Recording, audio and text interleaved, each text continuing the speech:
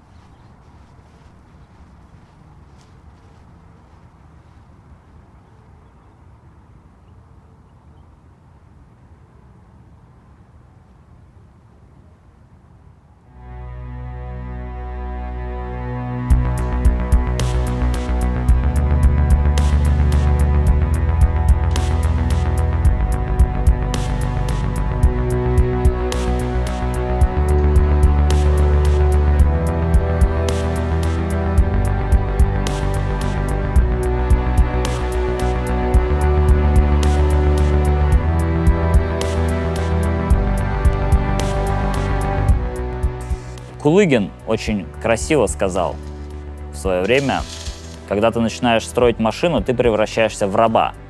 Либо ты доделаешь машину, либо она уделает тебя.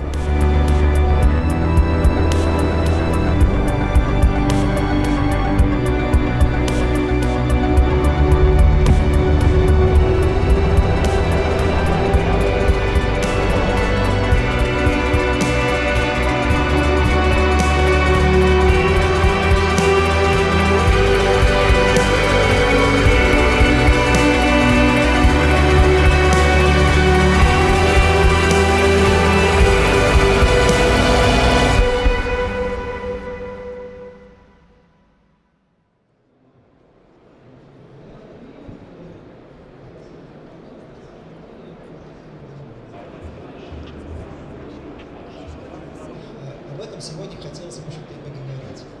Значит, как известно, сейчас.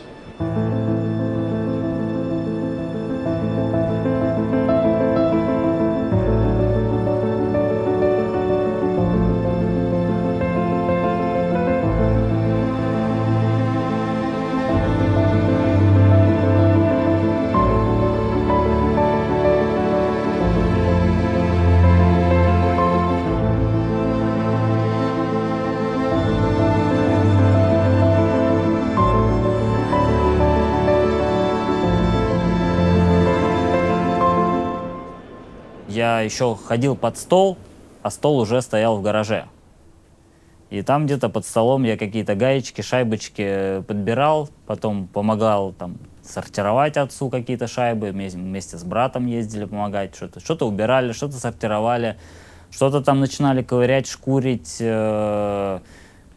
Когда не надо было ковырять и шкурить, мы просто вот в гараже, такой из ярких детских воспоминаний, мы огромное количество времени проводили в первой Лауре. У нас просто там был домик. Мы там все время, пока нас там отец к чему-нибудь не привлек, мы там представляем, как мы едем. Там вот это было любимое занятие — сесть в Лауру и вот так вот воображать, как ты едешь от гаража до дома. Я знал уже дорогу, там, поскольку мы с отцом ездили, и ты прям сидишь и представляешь, как когда-нибудь ты в эту машину сядешь и от гаража до дома доедешь.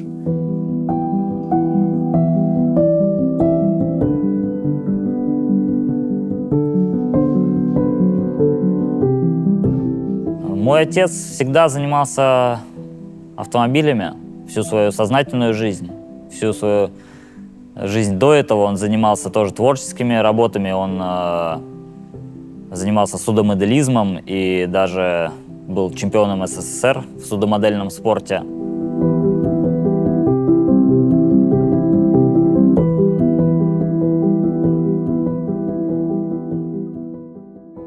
А потом он затеял строить машины. Начал он с того, что они с Парфеновым построили Лауру, 2 машины.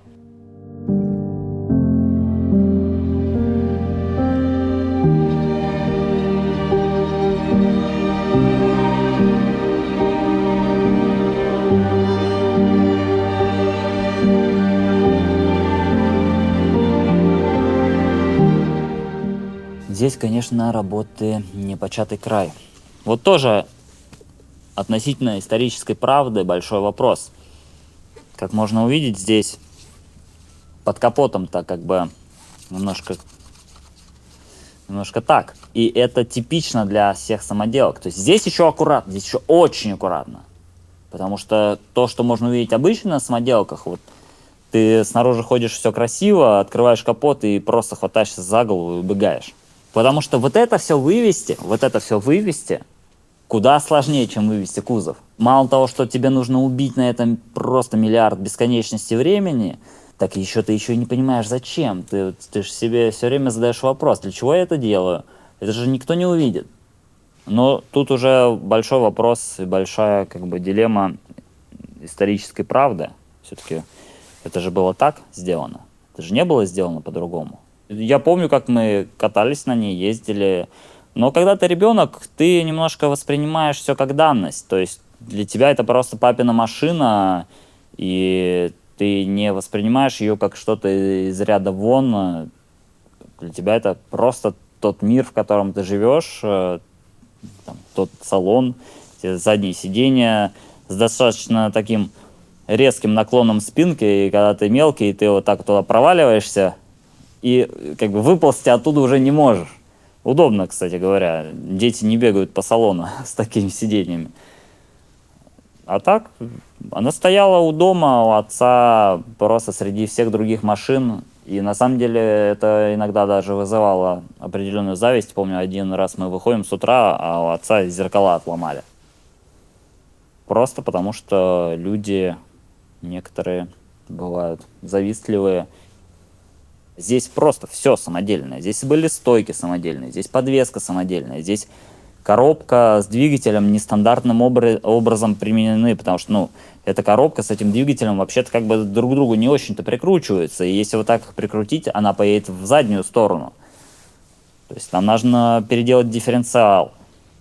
Тут задняя подвеска самодельная. Здесь все. Здесь просто вот проще назвать, что здесь не самодельное. Я, честно сказать, с одной стороны представляю, с другой стороны не до конца. Насколько вот нужно было просто бесконечно пахать. То есть это ты встаешь с утра, просыпаешься ради того, чтобы строить машину. С другой стороны, как бы тут тоже нужно сказать, что тогда такой трудовой подвиг, он и подразумевал под собой результат. Ты не просто едешь на красивой машине, ты еще и герой поколения сразу.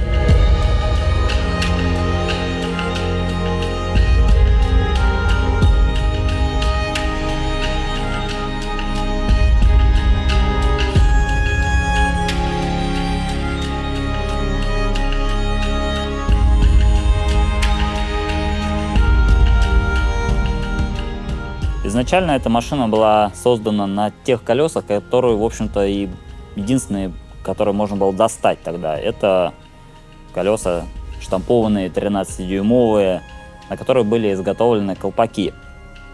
Впоследствии, в 90-х, машина ездила на самодельных дисках, а сейчас она стоит на дисках оригинальных от Lancia Delta Integrale 8V. Эти диски еще мы с отцом купили, и одна из задач была поставленных отцом, чтобы диски были с круглыми отверстиями в дизайне, потому что ему это нравилось, у него еще даже колпаки были, которые очень похоже на самом деле выглядели, с круглыми отверстиями. И тогда я вот нашел эти диски, ему предложил, мы их выкупили, и они на самом деле вот дожидались своего часа.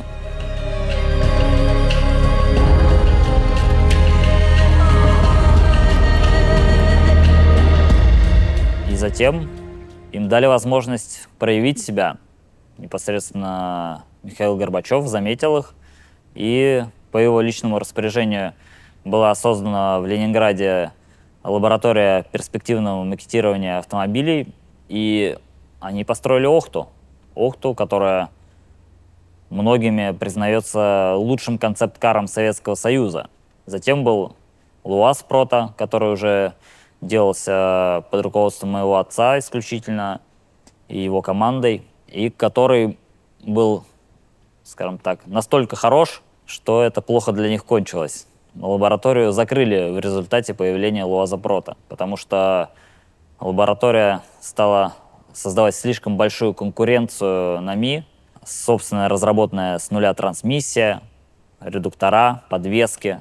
И это было не просто разработано и нарисовано на картинке, это было воплощено в жизнь. Это был отлит картер коробки, это были выточены, вырезаны шестеренки, это было все собрано, это все ехало. Тогда пути Дмитрия Викторовича и моего отца разошлись, а мой отец был вынужден искать себе новое место и нашел его на 57-м экспериментальном авторемонтном заводе, где они начали с того, что запустили производство стеклопластиковых крыш для УАЗа. Напомню, на тот момент УАЗ выпускал только тентованные машины, но с текущим тентом ты особо не поездишь. И ребята изобрели решение, они разработали и запустили крышу комфортную, теплую. Сначала на ГАЗ-69, а потом и на УАЗ. Когда ты в 14 лет видишь в журнале вот такую вот картинку, и тебе говорят: ну что, Данил, хочешь построить машину? Лавуру-2 вот Парфенов отдает. Хочешь, заберем и построишь к 18 годам. И ты такой смотришь на эту картинку и думаешь, вопросов как бы не возникает, хочу ли. Про сложности никто не упоминал.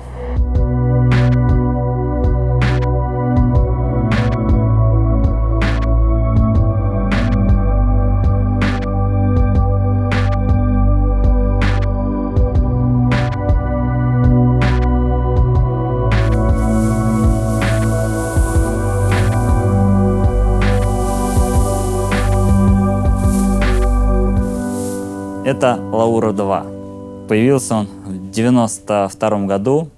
Такая машина впервые была представлена на первом московском международном автосалоне в 92 году.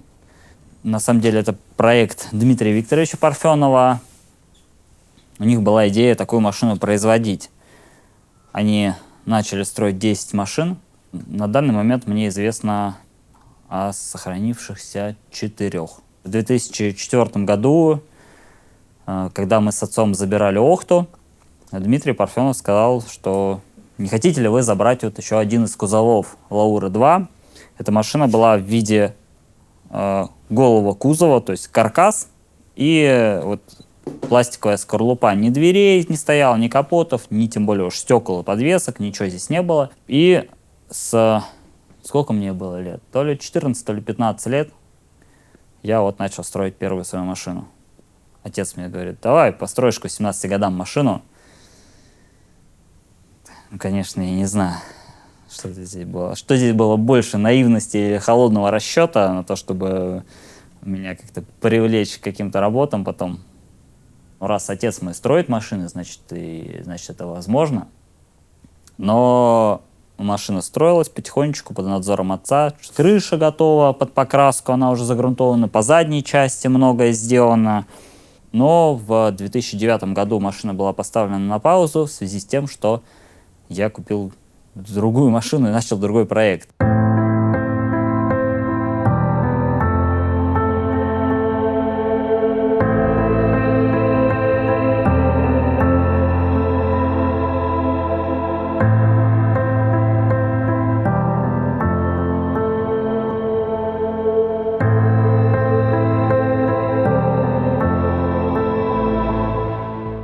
Если говорить о проекте Лаура-3, он начался в 1994 году в США, когда Дмитрий Парфенов с Александром Кулыгиным и Андреем Сунтеевым решили, скажем так, покорить Америку и выпустить свой автомобиль на базе Фиера, что было тогда популярной темой.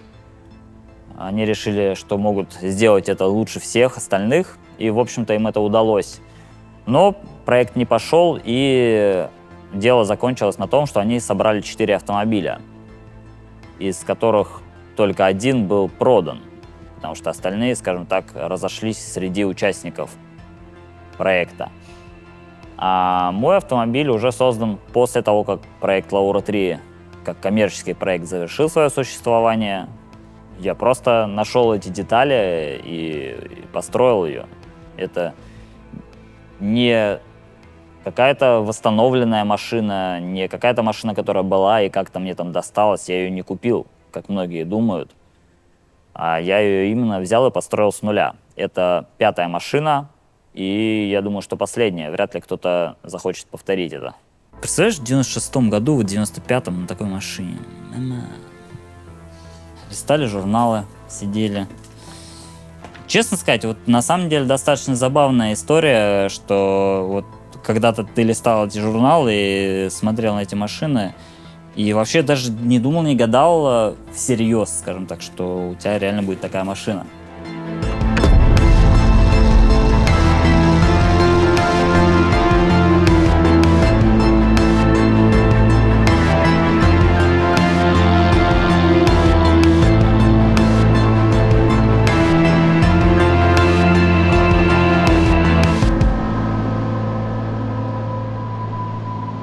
История покупки донора — это, конечно, вообще отдельная, просто можно сериал про это снимать. Мы поехали с братом. В общем, 2 мелких пацана приезжают в Москву покупать машину. Не на ходу, без двигателя. И продавец, который продавал этот Pontiac, он был уверен, что мы просто берем машину ради документов. И я ему говорю: слушай, я собираюсь на основе этой машины проект серьезный строить. И он такой: ха-ха, рассказывай мне. Не поверил, в общем. Я думаю, что если он сейчас увидит, во что превратилась та машина, он будет сильно удивлен.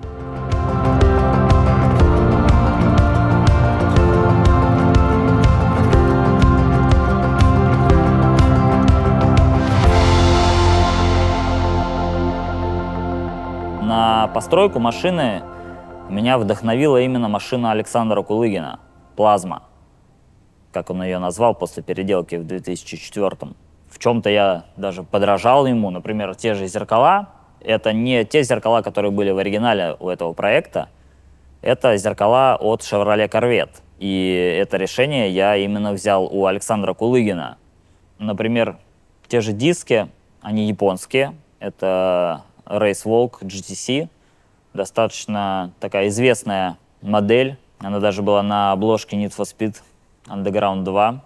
И скажем так, стилистическая машина объединила в себе так и чуть-чуть американского духа, чуть-чуть японского в виде дисков и, конечно же, русского дизайна, поэтому такой интересный коктейль получился. Технологии 85-88 года, когда производился автомобиль Донор, Pontiac Fiero, и в данном случае это двигатель V6, 2,8 литра, но в нем всего 140 сил. Здесь механическая коробка 5-ступенчатая. Для того времени это было нормально. В общем-то, даже хорошо. Но сейчас это как-то немножко не весело. Особенно после того, как каждый день ты ездишь на Subaru, в которой 245 сил. И пересаживаясь на 140, ты нажимаешь на педаль и задаешься вопросом, что случилось, где все, неужели я забыл снять ручник?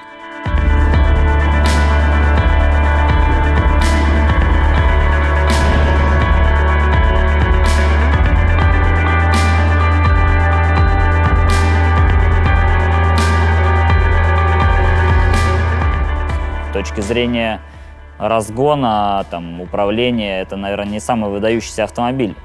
Едет достаточно спокойно, собрано, конечно, нормально рулится, но я бы не сказал, что она как-то впечатляет. А что касается какого-то комфорта, эта машина вообще не про комфорт. Она жесткая, низкая, ее неудобно будет парковать. Подогрева сидений тоже нет, электроусилителя или гидроусилителя тоже не предусмотрено, хотя машина легкая и с этим проблем нет.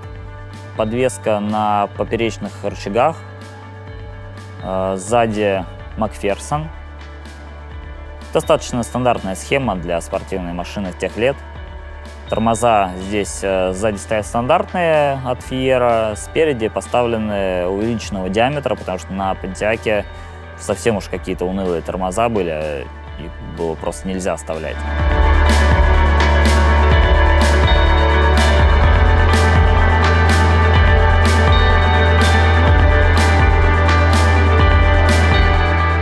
На самом деле, как сказать, это все честолюбие какое-то, вот, как, наверное, даже по-другому сказать, не знаю. Это когда ты ощущаешь, что на тебя смотрят, что ты едешь где-нибудь в среднем ряду на Кольцевой, и левый ряд просто тормозит и разглядывает твою машину. Наверное, это такая оценка твоего труда, прежде всего. И это, безусловно, радует.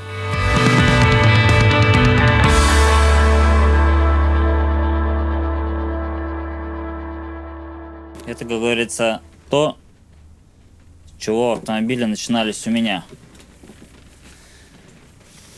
Всякие разные мои детские шалости. Я ходил на кружок, юный моделист-конструктор он назывался, и там из ватмана, из бумаги детвора клеила всякие подделки. Там были разные модели, в основном техника, но я практически только одни машины и лепил. Мне хотелось что-то переделать, то есть это была взята за основу какая-то другая машина, она была там с кузовом каким-то сверху, ну тоже, то есть модель была спортивная машина, ну и я там переделал. Колеса собственные там сделал, вот там вот этот вот обтекатель, воздухозаборник, антикрыло. И это было какая-то тоже, ну какой-то конкурс городской, он назывался «От идеи до воплощения». И я там даже с этой штукой 2-е место занял. Это вообще с нуля разработано, то есть это не была никакая моделька, просто я взял и разработал собственную модель из картона. Более того, я ж как-то хотелось посерьезнее играть. Я своих пацанов говорю: так, ты будешь у меня клеить аккумуляторы, ты клеить колеса, я буду клеить кузов, мы с вами будем обмениваться, у нас такой будет бизнес по постройке машин. И реально, как бы, я пацанов заставил, это аккумулятор, там вот один мой одноклассник клеил, там колеса, по-моему, братан мой лепил, а я вот кузова делал.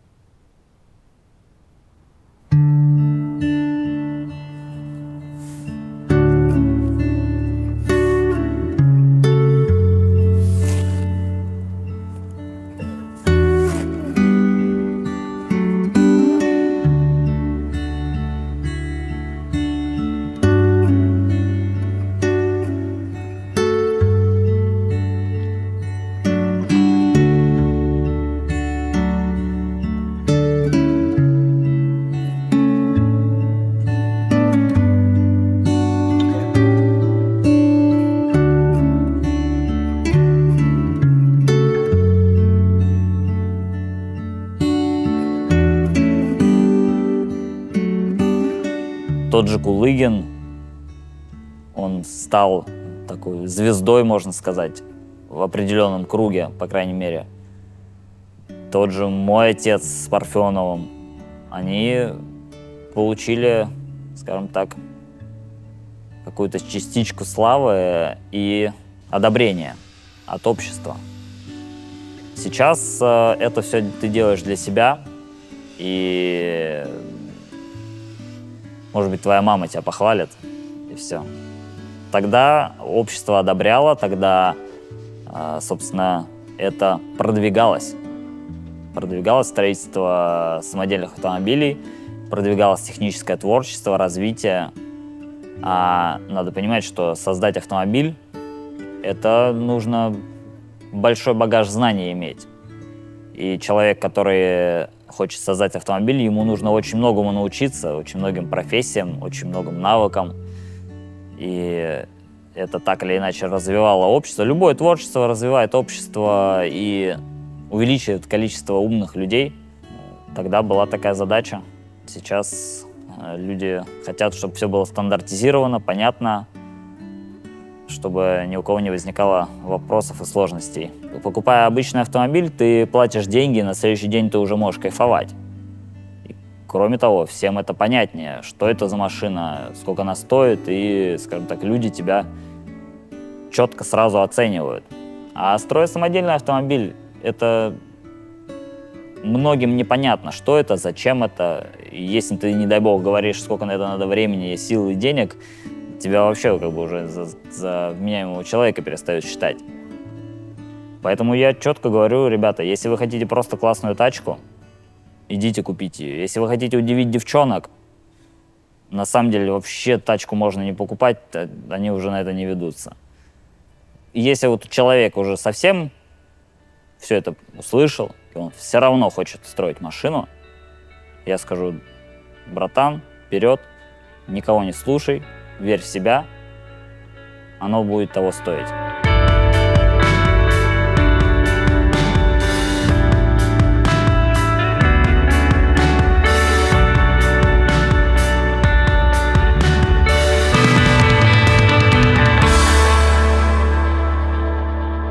Был разработан автомобиль Jump.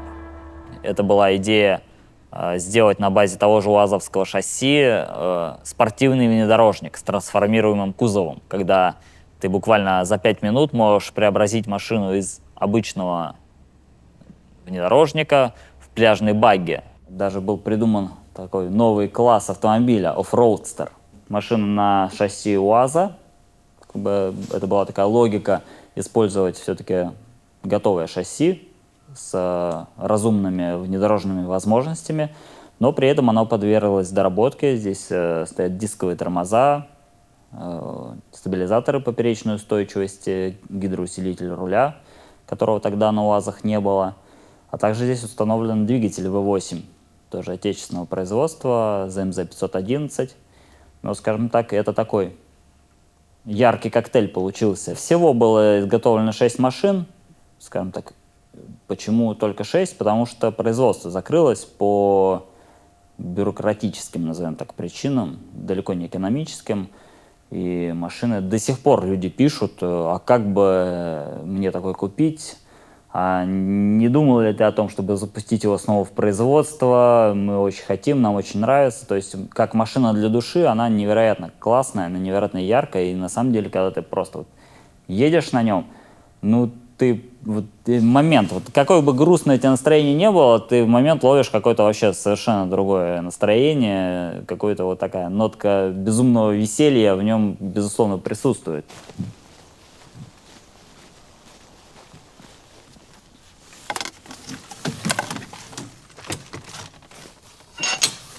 Не пугайтесь, это не заводское решение. Просто я еще не успел до конца привести в порядок топливные трубки. Надеюсь, что через небольшое время эта машина сможет порадовать нас на дороге. Там у нас бензобак. Это у нас бензопровод. Сейчас останется сюда аккумулятор загрузить.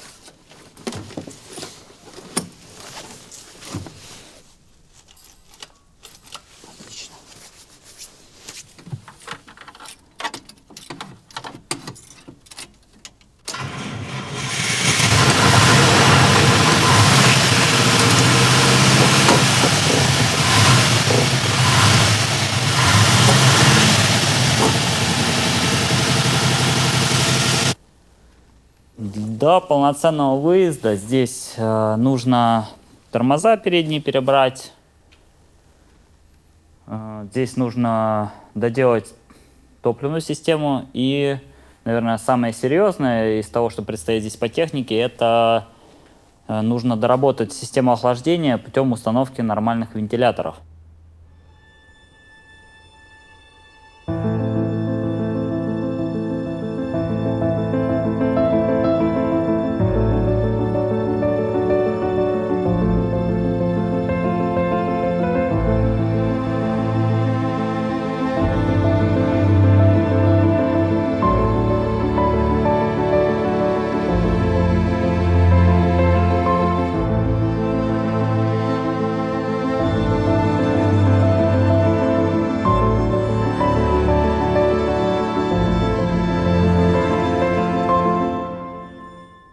После того, как закончилась история с производством машин, он занялся автоспортом.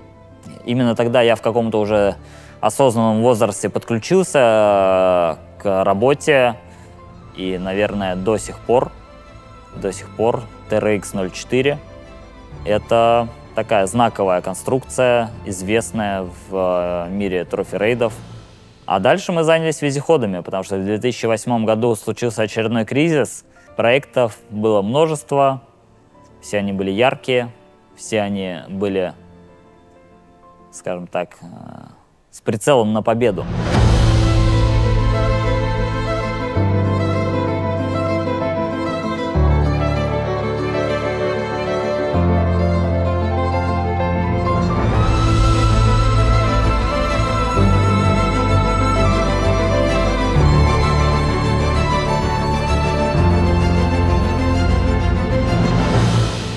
У него был трудный путь, и, наверное, это сделало его человеком со сложным характером, с которым было невозможно спорить, у которого было свое мнение.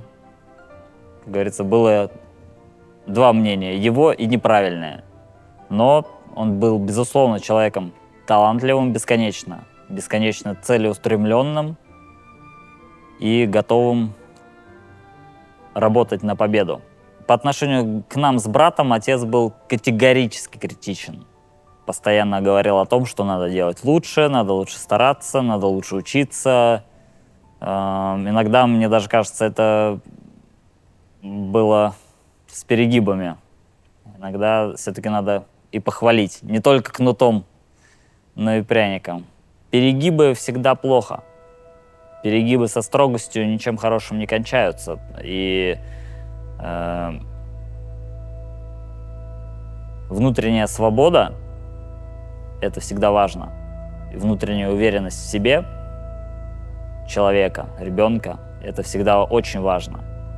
Поэтому я считаю, что детей нужно не только воспитывать, но еще и хвалить за их даже маленькие достижения.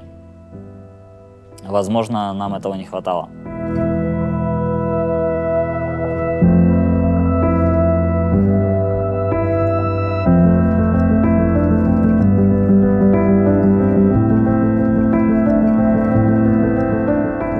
Свободы выбора у нас не было никакой. У нас не было никакого выбора, кроме как заниматься этим. У меня и душа, в общем-то, не лежала ни к чему другому. Когда ты вырастаешь среди автомобилей, когда ты видишь их постоянно, когда ты интересуешься, когда папа приходит домой, ты спрашиваешь: папа, что ты сегодня делал? Он тебе рассказывает перед сном. Когда ты в 2 года в Москве спишь в Панголине, наверное, как бы я этого, естественно, не помню, но мне кажется, это тоже на меня как-то повлияло, скажем так. Ты так или иначе перенимаешь, впитываешь этот дух творчества автомобильного и развиваешься в этом ключе. Я спокойно отношусь к тому, что я, возможно, всегда останусь в тени своего отца. Это все зависит от меня. Она являлась попыткой доказать отцу, что я чего-то стою, что я тоже могу построить машину, построить ее выдающимся образом. Но так вот немножечко такое гештальт, который никогда не закроется в моей жизни. Оценить он это не успел. Я не успел достроить до конца. И отец, я никогда уже от него не услышу, что: Данила, ты молодец, ты построил крутую машину. Возможно, он бы сказал: Данила, ты молодец, но теперь давай придумай что-то свое.